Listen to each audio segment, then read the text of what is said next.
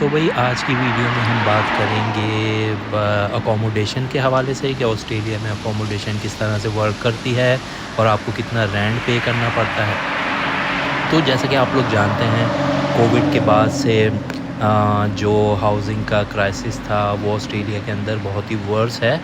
मतलब अगर आप कोई भी प्लेस रेंट पे लेने के लिए जाते हैं तो आप देखेंगे कि ऑस्ट्रेलिया में नॉर्मली ये होता है कि इंस्पेक्शन आवर्स होते हैं। मतलब किसी को भी अगर अपनी प्रॉपर्टी रेंट के लिए देनी है तो फिर वो उसकी एडवर्टीज़मेंट करते हैं और उसमें ये होता है कि फिर एक टाइम होता है कि भाई फ़लाँ दिन या फॉर लेट्स से कि सैटरडे और संडेज़ में आप इतने आवर्स के बिटवीन इंस्पेक्शन के लिए आ सकते हैं। तो होता ये है कि लंबी लंबी लाइनें दिखती हैं, आपको ऐसा लगता है कि जैसे घर है ही नहीं रेंट पे लेने के लिए।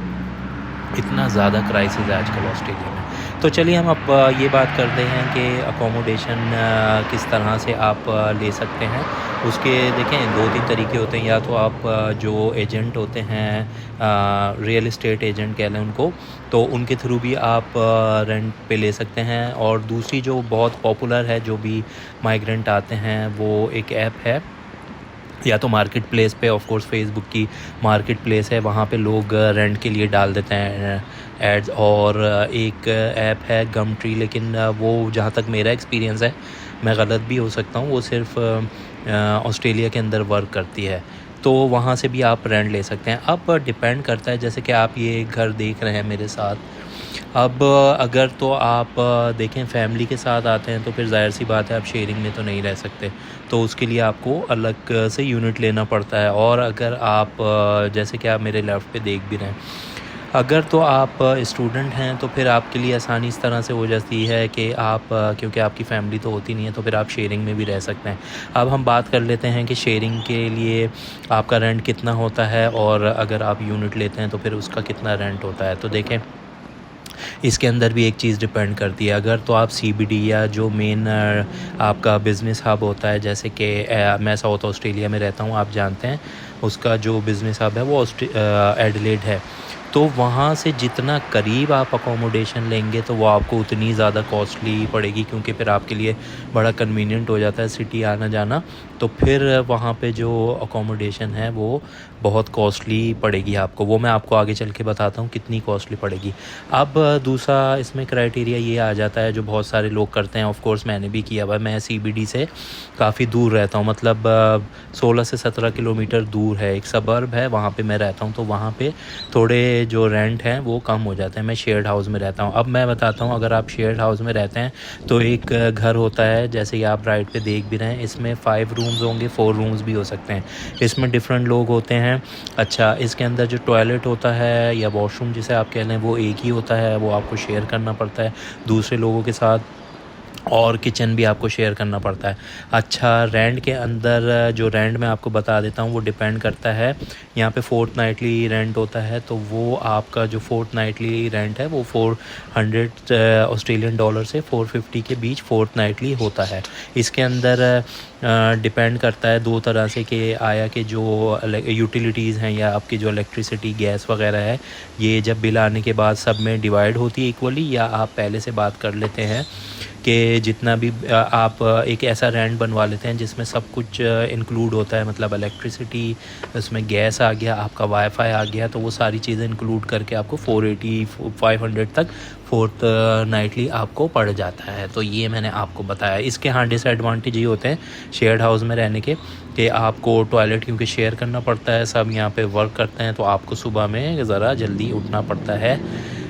ये इसका सबसे बड़ा ड्रॉबैक है। एडवांटेज मैंने आपको बता दिया। आपको कोई मतलब काउंसिल के जो चार्जेस होते हैं, जैसे रबिश वगैरह उठाने के, तो वो आपको देने नहीं पड़ते, या डिफरेंट टैक्सेस, तो आप एक लमसम रेंट के अंदर सारी फैसिलिटीज़ ले लेते हैं। अब आ जाते हैं फैमिलीज़ का देखें, ये है कि वो शेयर्ड हाउस में नहीं रह सकते, तो उनको अलग यूनिट लेना पड़ता है। अब जो अलग यूनिट उनको लेना पड़ता है वो समझें डबल हो जाती है उसकी जो रेंट है। जैसे मैंने आपको बताया फोर्टनाइटली अगर शेयर्ड में रहते हैं 450-480 होता है, तो आप इसको डबल कर लें।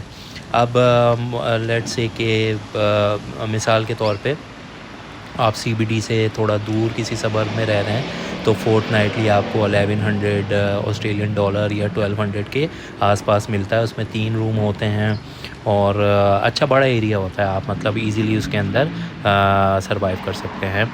और आपकी फ़ैमिली अगर 2 बच्चे हैं या 1 3 4 5 लोगों की फ़ैमिली है तो बहुत इजीली उसमें रह सकते हैं।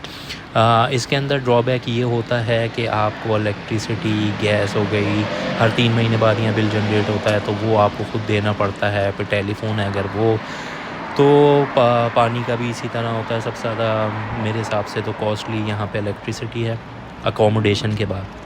तो ये सारी चीज़ें आपको ख़ुद ही मैनेज करनी पड़ती हैं।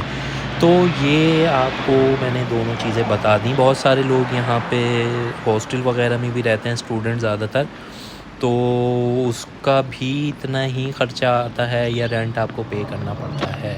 तो ये ऑस्ट्रेलिया के अंदर सबसे जो आपको एक्सपेंसिव चीज़ लगती है वो आपको अकोमोडेशन लगती है, और है भी ऑफ कोर्स। और आज के दौर में जब कि रेंट बहुत ज़्यादा हाई हो गए हैं तो वो है। अच्छा, एक चीज़ मैं आपको ज़रूर बता दूं कि ऑस्ट्रेलिया के अंदर आपको मिनिमम वेज पता होनी चाहिए कि कम से कम आपकी सैलरी कितनी होती है। तो आज के हिसाब से जो मैं जब वीडियो बना रहा हूँ 2024 में, तो आजकल जो मिनिमम वेज है वो पर आवर 23 ऑस्ट्रेलियन डॉलर है, बिफ़ोर टैक्स है। तो ये मैंने आपको बताया, जो कि फोर्टनाइटली आई थिंक वीकली बन जाती है 800 समथिंग डॉलर, ऑस्ट्रेलियन डॉलर। तो ये मिनिमम वेज है, ये आपको पता होनी चाहिए, क्योंकि ऑस्ट्रेलिया के अंदर आपके जो लेबर लॉ हैं वो आपको पता होने चाहिए। ऐसा ना हो कि बाज़ औक़ात ये होता है जो सीधे साधे लोग होते हैं वो यहाँ आते हैं और अगर वो कोई और जॉब करते हैं तो उनको $12 या $14 पर आवर के हिसाब से मिलता है, तो उनको ये चीज़ें पता होनी चाहिए। तो ये मैंने आपको ये भी इम्पॉर्टेंट बात बताई जो कि बहुत सारे लोगों को शुरू में पता नहीं होती। अब एक और इम्पॉर्टेंट बात अकोमोडेशन को लेते हुए मैं आपको बता दूं, आप किसी भी कंट्री से आ रहे हैं, कोशिश कीजिए जो आपकी अकोमोडेशन है वो आप अवॉइड करें अपनी देसी लोगों के साथ। उसका मैं रीज़न बताता हूँ क्या है। उसका रीज़न ये है कि देसी लोग जब हम आपस में रहते हैं तो हम लोगों के काफ़ी जो है मसले मसाइल होते हैं, छोटी छोटी बातें होती हैं, जैसे कि डस्टबिन में आपने इतना गार्बेज था, आपने क्यों उसको क्लीन नहीं किया, या वॉशरूम के अंदर लाइन आपको लगानी पड़ती है। और काफ़ी चीज़ें हाइजेनिक अनहाइजेनिक चीज़ें भी होती हैं जो आपको उसको कंप्रोमाइज़ करना पड़ता है। तो कोशिश कीजिए कि जो फॉरेनर्स होते हैं उनके साथ रहें। फॉरेनर्स के बारे में सबसे अच्छी बात ये होती है कि वो अपने काम से काम रखते हैं, मतलब दे माइंड देयर ओन बिज़नेस, तो वो आपको इतना ज़्यादा तंग भी नहीं करते।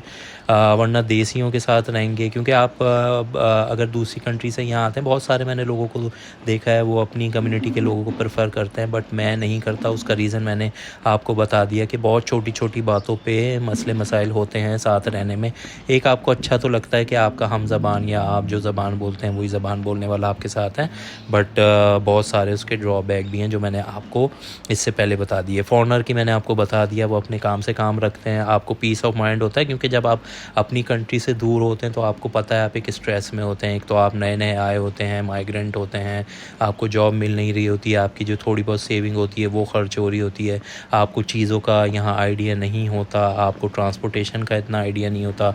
तो ये सारे प्रेशर होते हैं। उसके बाद अगर आप घर में आते हैं पूरा दिन जॉब ढूंढने के बाद या बाहर रहने के बाद, फिर आपको अगर इस तरह के मसले मसाइल आपकी कम्युनिटी की तरफ से मिलते हैं जो कि बहुत छोटे छोटे मसाइल हैं, वो मैं यहाँ डिस्कस करना भी बेहतर नहीं समझता, तो फिर आपका जो क्या कहते हैं मेंटली पीस है वो डिस्ट्रॉय होता है। तो इसीलिए मैंने आपको बताया कोशिश कीजिए कि फॉरेनर के साथ रहिए।